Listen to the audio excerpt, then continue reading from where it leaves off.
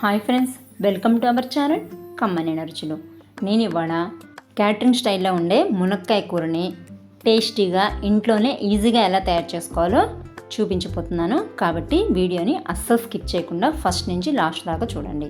ఈ సీజన్లో నార్మల్గానే మనకి మునక్కాయలు ఎక్కువగా వస్తూ ఉంటాయి కదా, అలాంటప్పుడు రెగ్యులర్గా చేసుకునే కర్రీలే కాకుండా అప్పుడప్పుడు ఇలా క్యాటరింగ్ స్టైల్లో కూడా ట్రై చేసి చూడండి, మరింత రుచిగా ఉంటుంది. దీనికోసం ముందుగా మనం కడాయిలో కానీ లేదా ఇలా పోపు గంటలో కానీ ఒక పిడికెడు పల్లీల్ని సన్నని మంట మీదే దూరగా వేయించుకోవాలి. ఇవి ఎంత సన్నటి మంట మీద వేగితే కర్రీ అంత రుచిగా ఉంటుంది. కాబట్టి వీలైనంత సన్నటి మంట మీదే చక్కగా వేగిన తర్వాత 2 టేబుల్ స్పూన్స్ లేదా 3 టేబుల్ స్పూన్స్ తెల్ల నువ్వులతో పాటు 2 అంగుళాలంతా ఎండు కొబ్బరి ముక్క, మీ దగ్గర అవైలబిలిటీలో ఉంటే పచ్చి కొబ్బరి అయినా వేసుకోవచ్చు.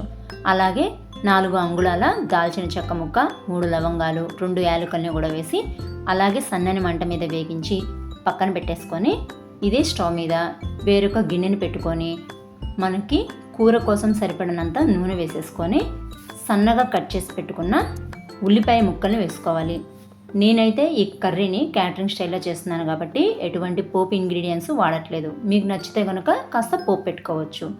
అలాగే ఒక రెమ్మ కరివేపాకును కూడా వేసుకొని కొద్దిసేపు ఫ్రై చేసుకున్నాక ఈ ఆనియన్స్ మధ్యలో కాస్త గ్యాప్ని ఉంచి ఆ గ్యాప్లో ఒక 1/2 టేబుల్ స్పూను అల్లం వెల్లుల్లి పేస్ట్ని కూడా వేసేసుకొని కొద్దిసేపు ఫ్రై చేసుకోవాలి.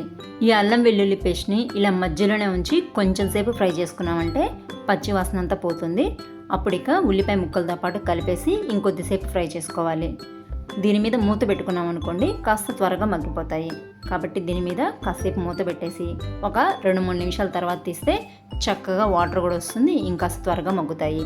ఇప్పుడు దీంట్లో మనం కట్ చేసి పెట్టుకున్న మునక్కాయ ముక్కల్ని కూడా వేసేసి చక్కగా మిక్స్ చేసేసుకోవాలి. వీటిని ఇలా చక్కగా మిక్స్ చేసేసుకున్నాక మూత పెట్టి సన్నని మంట మీదే ఇంకొద్దిసేపు మగ్గనివ్వాలి. మునక్కాయ ముక్కలతో పోల్చుకుంటే ఉల్లిపాయ ముక్కలు మగ్గడానికి కాస్త ఎక్కువగా టైం పడుతుంది. కాబట్టి ఉల్లిపాయ ముక్కలు 40% మగ్గినాకే మునక్కాయ ముక్కల్ని వేసుకోవాల్సి ఉంటుంది. ఇవి మగ్గేలోగా మనం ముందుగా వేయించి పెట్టుకున్న దినుసుల్ని ఒకసారి మిక్సీ వేసేసుకొని 2 పెద్ద సైజు టమాటో ముక్కల్ని కానీ లేదా మీడియం సైజు 3 టమాటో ముక్కల్ని కానీ వేసేసుకొని మళ్ళీ ఇంకొకసారి చాలా సాఫ్ట్గా స్మూత్ పేస్ట్ లాగా అయ్యే వరకు గ్రైండ్ చేసుకోవాలి. ఈ టమాటోలు కూడా బాగా ఎర్రగా పండుగా ఉండేవి తీసుకుంటే వాటర్ వేసుకోకుండానే సాఫ్ట్గా గ్రైండ్ అయిపోతాయి. లేదా హైబ్రిడ్ టమాటాలను వాడుకున్నారనుకోండి కాస్త వాటర్ కలుపుకొని ఇలా స్మూత్ పేస్ట్ లాగా గ్రైండ్ చేసుకోవాలి. ఇప్పుడు మనం మగ్గించుకుంటున్న మునక్కాయ ముక్కలు కూడా ఆల్మోస్ట్ చక్కగా ఉడికిపోయాయి. ఇప్పుడు దీంట్లో రుచికి సరిపడా కారంతో పాటు 1 టేబుల్ స్పూన్ ధనియాల పొడి, అలాగే చిటికెడు పసుపు, రుచికి సరిపడా ఉప్పుతో పాటు మనం గ్రైండ్ చేసి పెట్టుకున్న ఈ మసాలా పేస్ట్ని కూడా వేసేసుకొని అదే మిక్సీ జార్లో 1 టీ గ్లాస్ అన్ని వాటర్ కూడా పోసుకొని ఒకసారి బాగా మిక్స్ చేసేసుకొని కర్రీలో వేసేసుకొని మునక్కాయ ముక్కలు చిదిరిపోకుండా జాగ్రత్తగా కలుపుకోవాలి. ఆల్రెడీ మునక్కాయ ముక్కలు 80% ఉడికిపోయినాయి. ఈ మసాలా పేస్ట్లో ఇంకొక 20% ఉడికిపోయినాయి అనుకోండి, మునక్కాయ ముక్కలకు కూడా చక్కగా మసాలా అంతా పడుతుంది. ఇప్పుడు దీని మీద మూత పెట్టేసుకొని ఒక 5 to 6 మినిట్స్ ఉడికించుకున్నామంటే కూర చక్కగా ఉడికిపోతుంది. చూసారా ఆయిల్ కూడా ఎలా పైకి వచ్చేసిందో.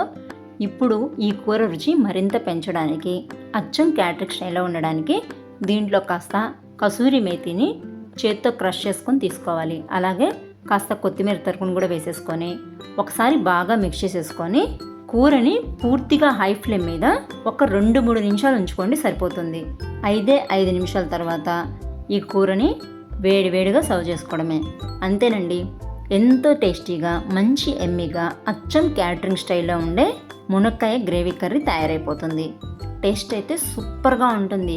ఇక స్మెల్కే ఆకలి రెట్టింపు అవుతుంది అనుకోండి, అంత టేస్టీగా ఉంటుంది ఈ కర్రీ. వీడియో నచ్చిందా? అయితే లైక్ చేసి షేర్ చేయండి. ఇలాంటి మరిన్ని రెసిపీస్ కోసం ఛానల్ని సబ్స్క్రైబ్ చేసుకోండి. Thanks for watching.